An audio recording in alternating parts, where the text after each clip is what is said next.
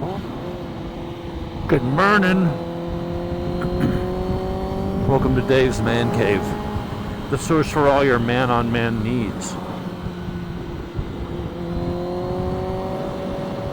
So, first time I've had my highway, hit like, hit subscribe, turn on that notification bell. You know you wanna. So, things going on in the news this week. Had yet another trans shooting. And I'm not going to get into it. I think anyone that's watched my channel long enough knows my views are very conservative on gun rights and economics and military and cops and taxes, you know, that kind of stuff. But I also do tend to be a little bit more liberal when it comes to abortion rights and gay marriage and legalization of pot and some things where I'm like, you know what, you do you. But I've got thoughts on this whole trans shooting thing because it's happening more and more. Several school shootings, nightclub shooting. There's more and more mental illness and rage and violence coming out of that community. Problem is I can't really talk about it. I've got a warning on my channel that's been there for over a year because I won't take the online course on sensitivity training. Not doing it. Because I reposted a video from a channel that does documentaries. They've got over 1 million subscribers. The video had millions of views, and I reposted it over a year ago. It was dealing with trans, different kinds of trans, like furries and Therians and stuff. And they said that was hate speech. Reposting another video that is still up to this day. So I've had to really just back off from politics. If you're a conservative and you want to have a YouTube channel and you want to make some money off of it,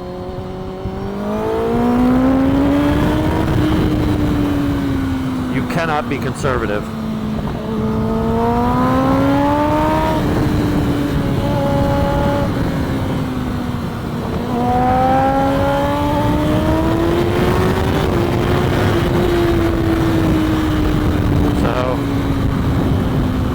Unfortunate, and I've got subscribers from other parts of the world that tend to be a little bit more liberal and European and stuff, so I'm just gonna I can't say anything about it. I'd love to, but so what are we going to talk about? Well, does the ZX10R make a decent light touring bike? So, I got the ZX10R primarily because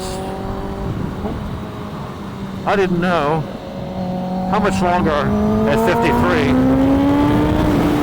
I could drive a full-on, you know, Repla racer.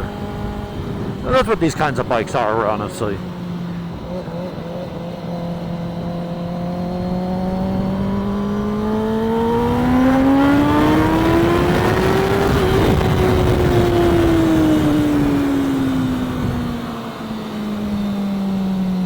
And, you know, these things are kind of idiotic for the street, to be honest. The power on these things is just insane. The speed that they can generate is absurd. And frankly, you know, we live in a world, or in a country at least, where we have speed limits. So, do 1000s make sense?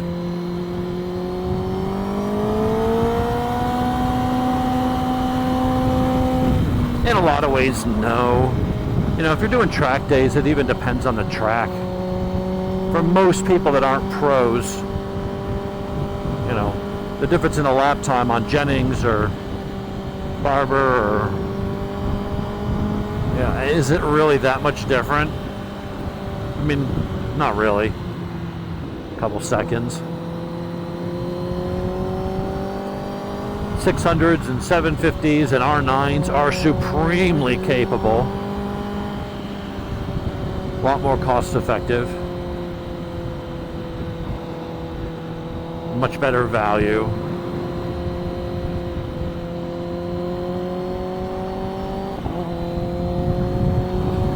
But I'll say the 1000 is fun.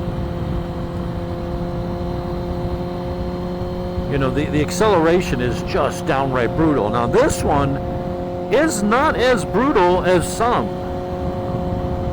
I think the Cowie or the Suzuki and the Panigales and R1s have got like more mid-range punch. The way this thing is tuned and designed, and I don't know if it's the cam profile, I don't know, it could be they soften it through the throttle mapping. But the mid-range on this is not crazy impressive. Down low, not all that impressive. I mean, it's fast. You know you got a 1000 down there. But it's not holy shit power like an R1 is just explosive from the bottom on up. And this just isn't.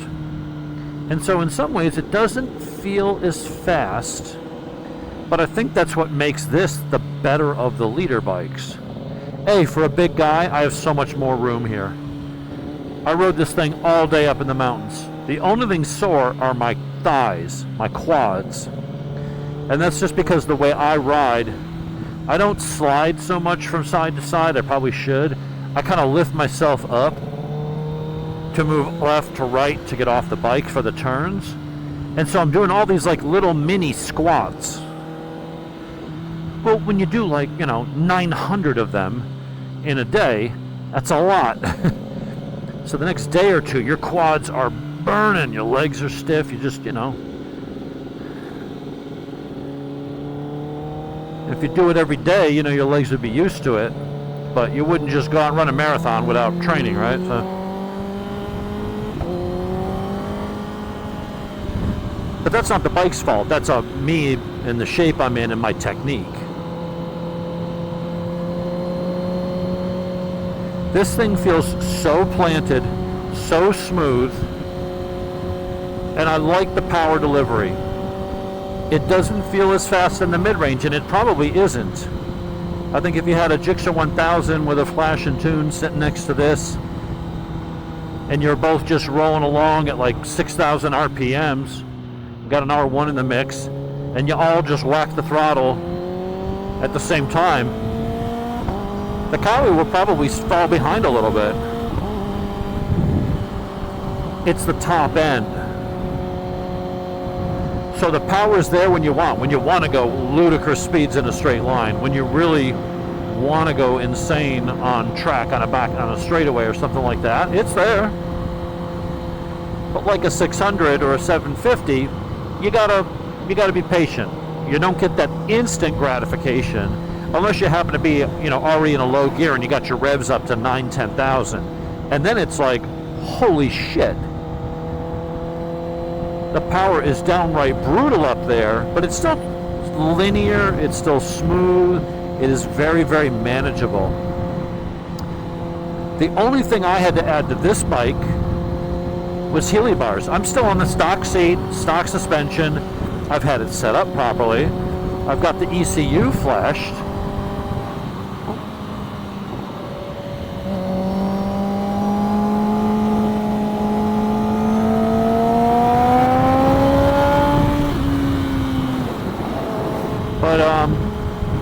It's mostly stock other than the Healy bars. And if you're an older gent, middle-aged, maybe you got a bad back or a bad neck from an injury and you're not that old, and you want to ride a bike like this, look into Healy bars. I'm a massive fan of these. I've had them on my ZX10R, my 2021 R1. I put them on a 14 Gixxer 750, and then this. And every single bike, and my daughter-in-law, Sarah, put them on her ZX6R, changed. She'd be in so much pain by the time she got to the mountains because she's little and trying to reach to the bars, and it would just put a crick in her neck and hurt her back. And she put the Healy bars on, transformed it. Now on the back of this thing, and if I could find them, if they still sell them, I'm sure they do. They may not be the exact same models because I got these like 7 years ago. But I've got some BMW waterproof Hear that? That's the fuel cut. We'll talk about that in a minute. There's another negative. But I got these BMW Motorrad bags that they slip onto the back seat, then you lock your back seat in. And then they got 4 straps with clicks, to click in. And you just basically go down to your passenger pegs. That's why I leave my passenger pegs on. That, and if you tip the bike over in the garage, you could give you a little bit of not frame sliders, but it might protect the tail a little bit. You might bend them, but better than having to replace the plastics. Oh, my mind is all over the place. So I've got those bags on the back. They're nice because they're hard rubber on the bottom, and with that rigid bottom, it doesn't sag like a duffel bag, where when you strap it down, it just pulls the bag, and now the bag is kind of rubbing on your tail, and you got a bunch of stuff in the bag, and there's a little bit of weight in it, and you're bouncing down the road, and then you're like, oh man, I scuffed up the clear coat, if you had gloss paint on the back or whatever, or rubbed into your sticker or decals or something. These pretty much hold their form, and they're just flat, so the only contact is with the seat. So it's not rubbing on anything where it's going to mess up your paint. So I've got that, and then I've got the SW Motec best bags I found. I've reviewed some other ones I had on other bikes, and those are pretty good. The OGOs with the RAM mounts. This is a better mounting system. Now, it is a lot more expensive. The mounting system and a little tiny bag is like $250. Frankly, for basically nylon. I think they are a bit overpriced for what they are, but they do work really, really well. The quality is great. You just literally drop it on, and the magnets guide it in and go click, and little steel bars lock into place, and that ain't going nowhere, but you don't have to sit there and fiddle around with it. When you want to get off the bike, you got a little red strap, you just pull it and unlocks it. Grab it and walk away. So on this bike, I've put in whole days. I could come up here, do the Dragon, do the Cherahola, head back in one day. I'll be tired, but I'd be tired on any bike, riding hard all day. But 350 miles in a day, you could do it on this bike. And you don't need a lot to set it up that way. Healy bars, get the suspension dialed in. You don't want it rock hard. You just want it firm but compliant. Soak up the bumps, so it's not bouncing you around. That'll just fatigue you faster. Get yourself some good quality sport touring tires. I'm running Road 6s. I've been getting 48 degrees of lean angle each side on this trip.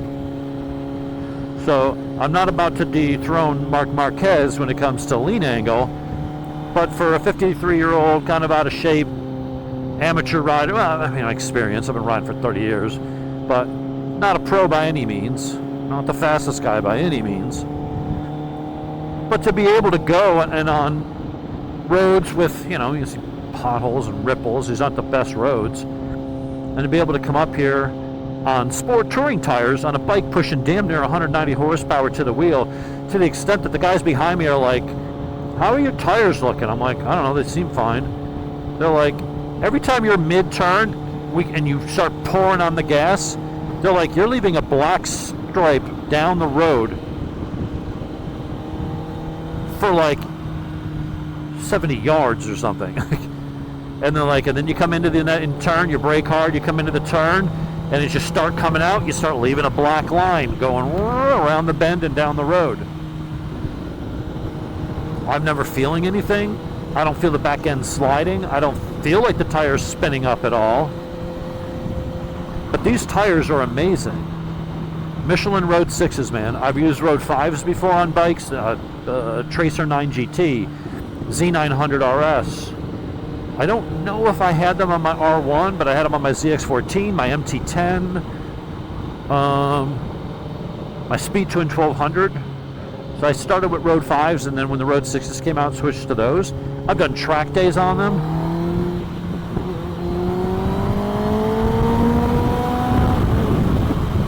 They've been tremendous. They last so much longer. Now, ultimately, they probably don't have as much grip as a full-on, you know, Super Corsa SP3s or whatever. But honestly, for most people, you probably don't need that. Wesley had them on his MT10, and he was out running in advanced on Road Atlanta with them. It's like, but you got cruise control on this thing. The ride modes are really transparent. The only time I feel or hear or see something on the dash as far as electronic intervention goes is when it wheelies. Because I'm in road mode. Road mode is full throttle. It gives me all the punch of sport, track, and all that stuff. It's just a little bit more on ABS and traction and lift control and all that stuff, wheelies, which I'm fine with because it's so transparent. When the front end comes up, you can hear the spark, you can hear the exhaust note change slightly, and it just softly puts it down. In this setting, it really does not want to wheelie, which I'm fine with. It just gives me maximum acceleration rather than letting the front come up and then you got to back off the throttle. It gives you literally as much power as the tires can handle, and you don't even feel it working. If I'm leaving tire marks coming off the turns, and I'm oblivious to it. They're like, dude, every turn you're leaving rubber when you launch out of that turn.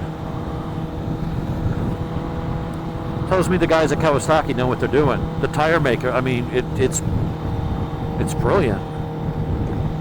This bike is smooth. Now, it's not as big and plush as like the ZX10, but it's also a lot less work. So in some ways, the ZX10 is a better touring bike if you want a crazy fast bike that's fast and fun and can turn. Right? It's not a cruiser, but it's an absolute freight train on the straights. You can still chuck it in a turn if you want, but it is probably better when you're going down the highway.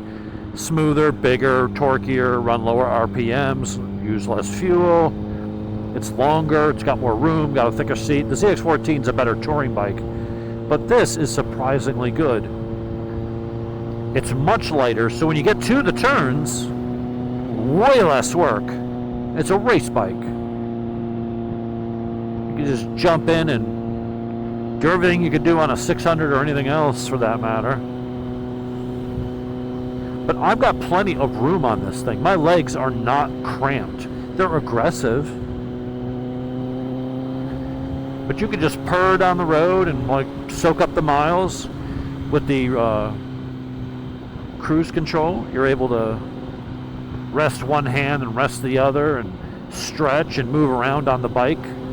Normally without cruise control, you can really only rest your left hand and you can only move, you only twist this way. And so being able to just set the cruise at 75 and zip on down the interstate. The seat could be a little bit thicker, but honestly, like one solution to that is if you're going to go on a trip, wear some pants. I've got a set of Sedici Frederico 2 or something like that. Basic textile pants, basic hip padding, a little bit in the butt, a little bit of knee padding. Not as much as a leather suit, but more than jeans, but super comfortable. You wear your Under Armour, so you can just, these don't really get sweaty and dirty, so you can wear them for a while before you gotta wash them. And when you're packing and you're trying to pack light on a sport bike, it's so much easier to just, you can roll up a pair of Under Armour to like the size of a burrito. It takes up like no space. You have several days worth. In the amount of space in your bag that one pair of good thick riding jeans would take up, I could have almost a week's worth of Under Armour. So makes it comfortable, and having that little bit of extra padding in the butt of the pants helps. If you're wearing a full tracksuit or two-piece leathers, which is what I would normally wear, that's got more padding back there, that's even better. I think the stock seat is really, really good by sport bike standards. But obviously, if you're just sitting in one position going down the highway for hours, you're going to feel it. What are we doing here? All right.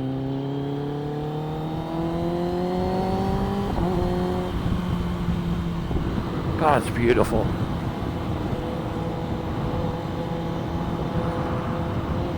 And so now I haven't driven cross country in this thing, obviously, but I had 2 hours of highway riding yesterday, then some twisties, like several hours of twisties, faster sweeper stuff, real tight technical stuff. And I got back to the room. I was tired from being in the saddle all day, and because riding in the twisties, throwing yourself left, right, riding hard, mentally it's a little bit exhausting. You're tense. It's stressful in a good way, but you have an adrenaline rush for 7 hours. Afterwards you crash. You're like, oh. Slept like a baby. My room was like 59 degrees this morning. I had the AC cranked all night, and it got down in the 50s outside, so. But other than that, I slept like a baby. And here I loaded the bag up on the bike, and I'm back in the saddle, and you can do more on a sport bike than you think. I would not try to ride this bike to California at this point in my life.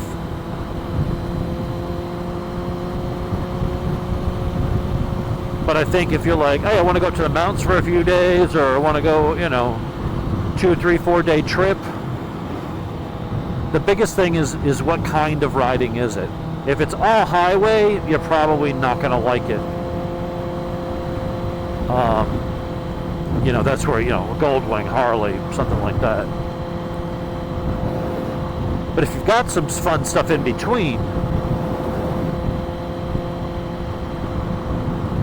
so that you get to move around on the bike, you're not stuck in one position. You're moving here, you're moving there, you're letting your muscles stretch, and it's doing it.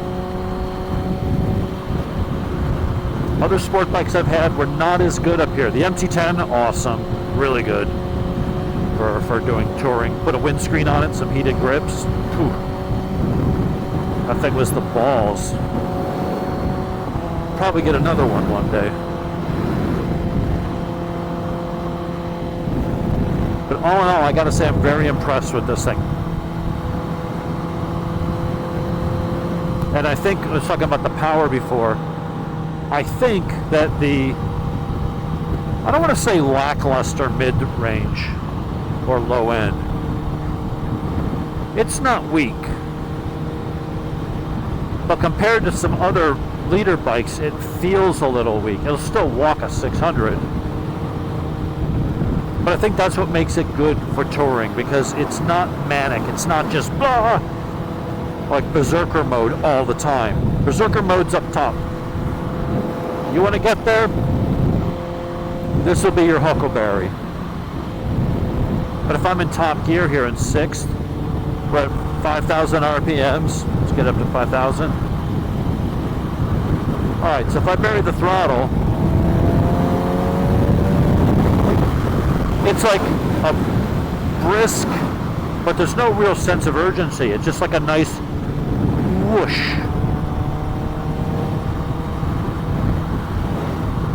Which makes it really nice in the turns.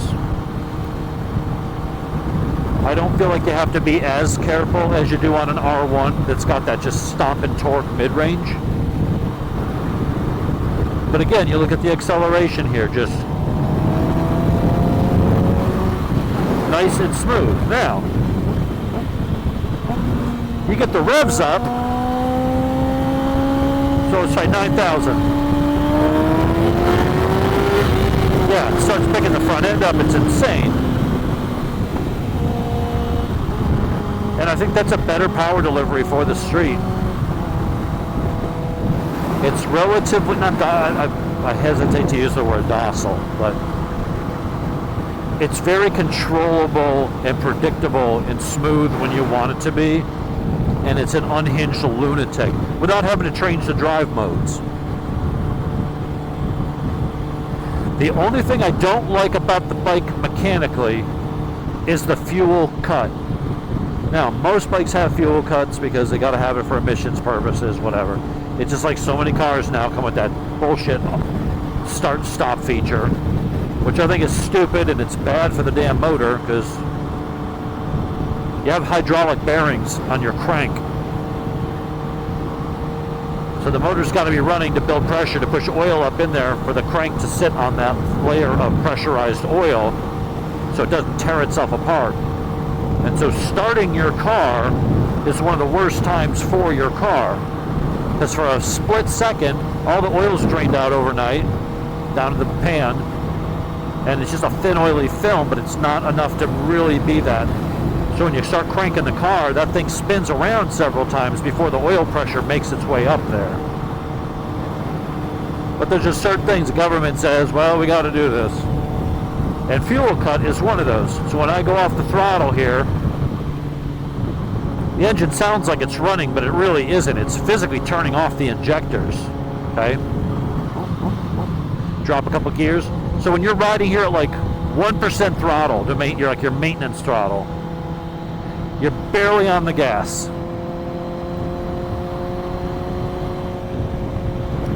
And you hit little bumps in the road, and so you're bouncing between 0% throttle, you're barely touching it, depending on your RPMs and gear.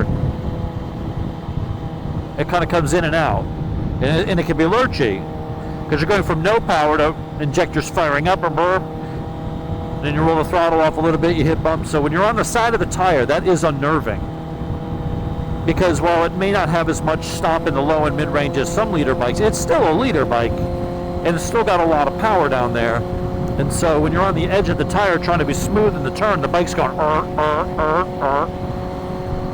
because every time it does that, your body moves a little, which may make your arm move a fraction of a millimeter on the handlebar because you're touching it. So as your body's being jerked back and forth by the engine, turning on, turning off, turning on, turning off, you're putting throttle inputs in, which is going to continue. You know, you got to make a conscious effort to either give it gas and power through it or just cut the gas entirely. But trying to ride that edge of just being on your maintenance throttle can be tricky on this bike. When you normally flash an ECU, you get rid of that. It smooths that on-off throttle transition. On this specific bike, I don't know if it's unique to this bike, but it's one of the only ones that does it this way. Kawasaki, they cut spark for your quick shifter, your auto blip, not fuel. So when you turn off the fuel cut, it's still giving it fuel, so then when it goes to auto blip it, it's adding the auto blip fuel to the fuel that's already there, and it's too much. Normally it's just the fuel from auto blip, and there was none before, so let's just say if it needed 5 whatever units of fuel to be smooth for auto blip, but it was already getting 2 because the fuel cut wasn't shutting off the fuel. Now it's getting 7 cumulative, and it would lurch, and it makes a herky and jerky, which is not what you want. So with this bike, when you flash the ECU, you have a choice. You either put up with the damn herky-jerky fuel cut, or you get rid of that, but then you get a janky auto blip. So I'm choosing to keep my auto blip and quick shifter moving, working properly. I feel like overall that's the better move. So that's my one complaint mechanically about the bike. Of the leader bikes I sat on a Gixxer, I owned an R1. This absolutely feels the best as far as seating position, comfort, being spacious for a big guy. All I needed was a set of Healy bars. You get yourself some good, proper luggage. I like the one I have because it just comes right off. There's other ones that you can put saddlebags, like rigid bags on, but then you got all this mounting hardware and crap that looks kind of crap when you take the bag off. Not really a fan of it. Here I could literally grab my bag, strap it on, giggity, and just go. Now I haven't had this one with the 55 liter on it, but I mean, it's just the only consideration you have to make is, you know, if you weigh it down, if you put 50 pounds worth of shit in there, you're gonna, and it's because it's so far back on the bike will support it, but it might compromise your handling a little bit. You know, you might want to put a couple turns of rebound or preload in there. But I'm rolling down the road and this thing's comfortable as shit by sport bike standards. Probably one of the more comfortable sport bikes I've ever owned. You're not perched up high and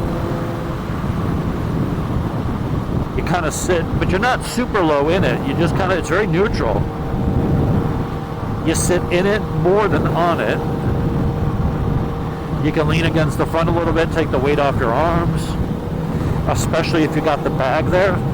That's another reason why I like those. Is A, if you don't want to carry, you're just doing a day trip and you just want to carry a bottle of water and some stuff, change of drawers, whatever. But you can get different sized bags and it actually gives you something to lean on. Take a little bit of weight off you, just lean forward. And I've been very impressed. I was kind of concerned bringing this thing up here. I'm like, oh, by the time I get up there, it's 3 hours and 2/3 of it's on the highway. Am I going to be hating this thing? And I'm pleased to report I do not hate it. Oh, electronics on this thing are great. Auto blip is great. All thing needs now is me to go home and pressure wash it, get all the bugs and road dirt off it,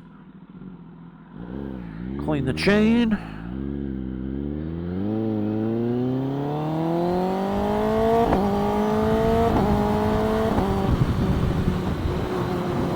Such a lovely, lovely bike.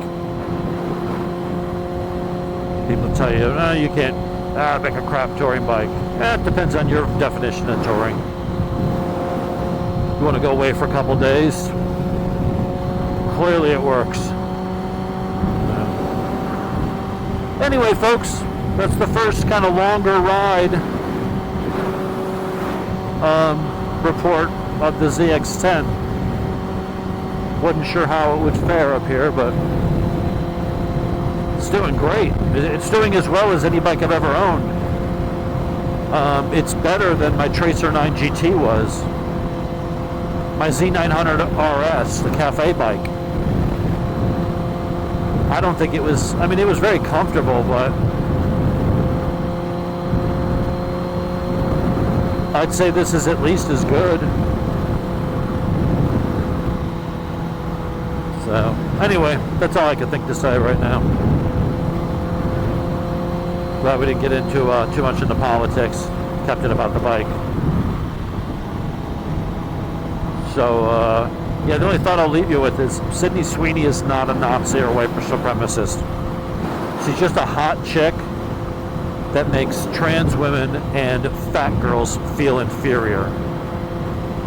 That's what all the controversy is about.